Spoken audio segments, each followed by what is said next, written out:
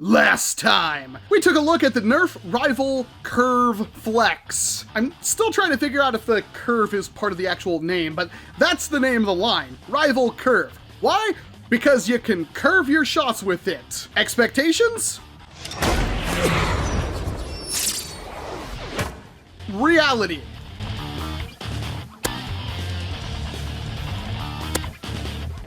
Honestly, better than you'd think, but this is not the only blaster in the line. Besides the Helix, which is a pump-action 20-round hopper-fed blaster that I am super excited to get my hands on, but apparently won't be out until like August at Target, there was one other blaster released, and that is the NERF Rival Curve Sideswipe. And if this wasn't an indication that Rival is going in a completely new direction and has lots of curves all over it, yeah, this thing is all curves. And, man, this looks like something from Halo. I think pretty much everybody's gonna say that, but it really does look like a Covenant something from Halo. Question is, does the curve actually work on the sideswipe? Can you sideswipe somebody with the curve? Let's find out.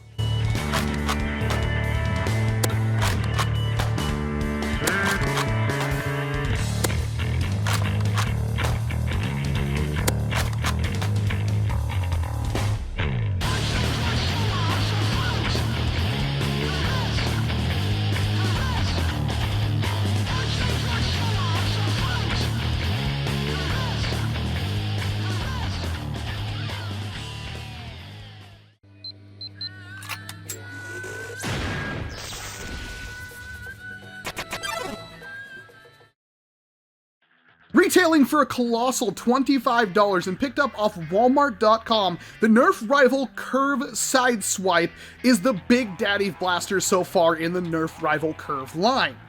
The box doesn't give us a whole lot of anything, although it does show off the NERF Rival Flex, the finisher, and the roundhouse on the side. If you like them curvy, well, the Sideswipe's got you covered. This thing is covered in curves. And trust me, brother, I like my curves. And that big long curve on the bottom of the blaster does more than just look pretty, it's actually an integrated magazine for the blaster of up to 12 Rival rounds. And this thing is bolt action. Well, about as bolt action as you would expect, because it just has a bolt that screws into the left or right side of the priming mechanism, which technically just makes it a side prime with extra steps. Getting the Sideswipe out of the box, I have only one comment to make, and that is, my goodness, is it comfortable. Like, seriously, the NERF Rival Curve Sideswipe is absolutely comfortable. I love the ergonomics on this blaster, and it's not something we get very often. It does have some kind of integrated stock thing, which I guess technically works. The bolt for priming the blaster can be located on either side of the blaster, although the magazine can only be accessed on one side.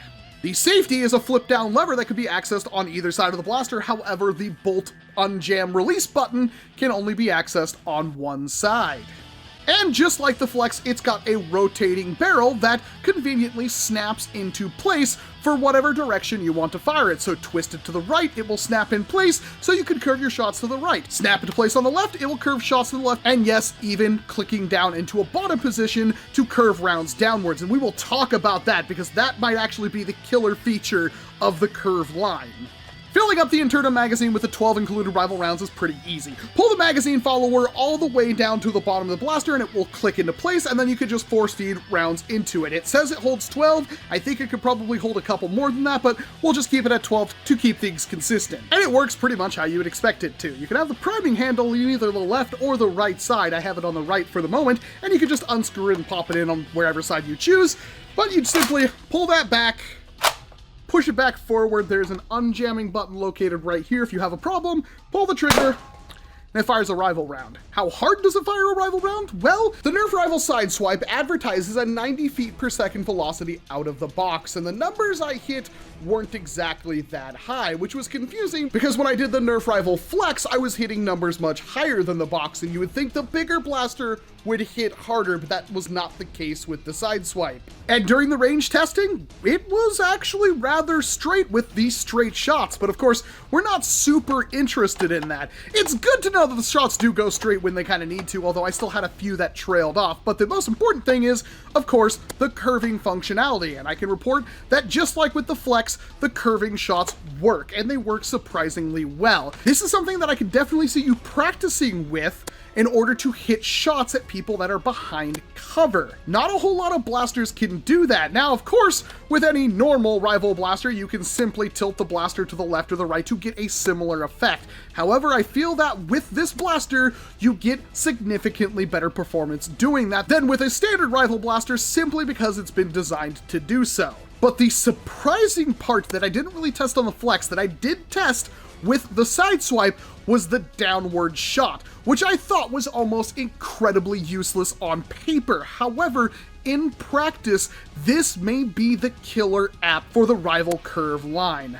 I say that with no hyperbole. You can aim the blaster upwards and repeatably land a shot down exactly where you need it to go. It may take a shot or two to get used to where that range is, but it does work. In fact, I was able to hit more consistently higher ranges doing this than I was simply using a straight shot. It pretty much hit where I wanted it to every single time. That may be way more effective than trying to curve your shot left or right. You can simply rain a shot down on top of them. And if you've seen a lot of the more competitive NERF where there's a lot of cover and a lot of bunkers, this may be something that could potentially be useful for that, because you won't need the extreme range and you could quite literally be hiding behind cover yourself and hit shots down on somebody who's behind cover several feet in front of you. While I'm not sure if the rival curved blasters will actually be the ones to do that, I know the Out of Darts Jupiter has similar functionality built into it, but I never felt like it worked nearly half as good as this does.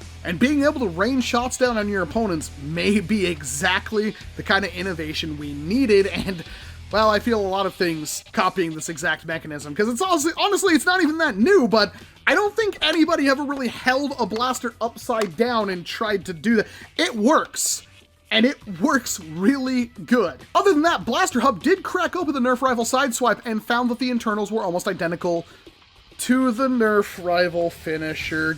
Darn it! Yeah, that means that there's almost no modification potential, mostly just because of the catch mechanism that's inside this blaster. The catch on the finisher is not great, and it's the same exact catch in this blaster, and some people are already having problems with them as well. So while you may be perfectly fine picking one of these up, I don't think you're going to be able to squeeze too much performance out of it until somebody comes up with a new catch and hopefully unlock the ability to have more power added to it. Some people were working on that for the finisher but thought there was no point. Now some people may have a reason to finish it because the Sideswipe is awesome. The only other modification I can think of doing with this, and this is on me, is that I really want to cut the end of this off, get myself one of those proton packs, attach to the back.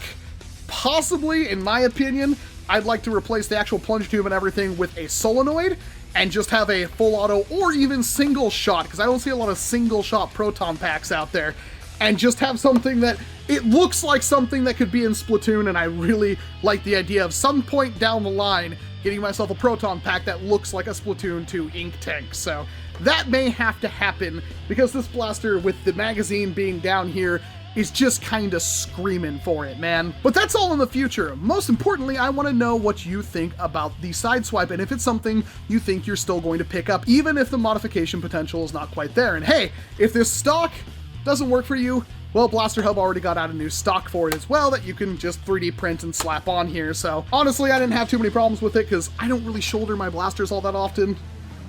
It's a cool blaster. I really do like the Sideswipe. At $25, it's a bit of an expensive purchase in my opinion, but I had a lot of fun with the Sideswipe, and honestly, I can recommend it if you're into that. But of course, let me know what you think about it in the comment section down below, and if you made it all the way into the end of this video, please hit that like button, and if you're not subscribed, make sure you hit that big red button, because we have a lot more videos coming. I have 3 more videos that are already shot and edited, ready to go. I'm Walcom S7, thank you very much for watching this video, and of course, I hope to see you in an entirely different one.